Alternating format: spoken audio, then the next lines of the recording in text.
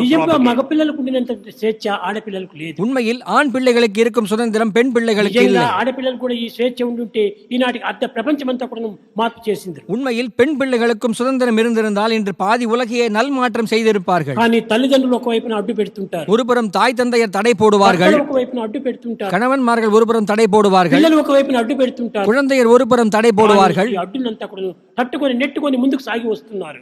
ஆனால் இத்தடைகளை எல்லாம் எதிர்த்தும் உடைத்துக் கொண்டும் முன்னேறி வருகின்றனர். కానీ మగవారికి ఏ అడ్డు లేదు. ஆனால் ஆடவருக்கு எந்த தடையும் இல்லை. అడ్డు పెడితే షటప్ అంటాడు, மனைவி தடை செய்தால் ஷட்டப் என்பார்கள், తల్లిదండ్రులు అడ్డు పెడితే మీకేం సంబంధం లేదని, பெற்றோர் தடை செய்தால் உங்களுக்கு கொள்ளும் சம்பந்தம் இல்லை என்பார்கள். అది మగవారికి. இவ்விதமாக தப்பிக்க ஆடவருக்கு எத்தனையோ வாய்ப்புகள் உள்ளன. స్వేచ్ఛగా ఉండినటువంటి మగవారును ఎందుకు ఈ ఆధ్యాత్మికలో ప్రవేశించకూడదు? இவ்வாறு சுதந்திரமாக உள்ள ஆடவர் ஏன் ஆன்மீகத்தில் ஈடுபடக்கூடாது? ఎందుకు ఆధ్యాత్మిక జీవితాన్ని మీరు గడపకూడదు? ஏன் ஆன்மீக வாழ்க்கையை கடைபிடிப்பதில்லை? ఆధ్యాత్మిక తత్వాన్ని ఎందుకు ప్రచార ప్రబోధనలు సల్పకూడదు? ஆன்மீக விஷயங்களை ஏன் போதிக்க கூடாது? చేసేటువంటిది ఏమిటి? நீங்கள் செய்வதுதான் என்ன? సమాజ సేవ చేయాలి, சமூக சேவை செய்ய வேண்டும்.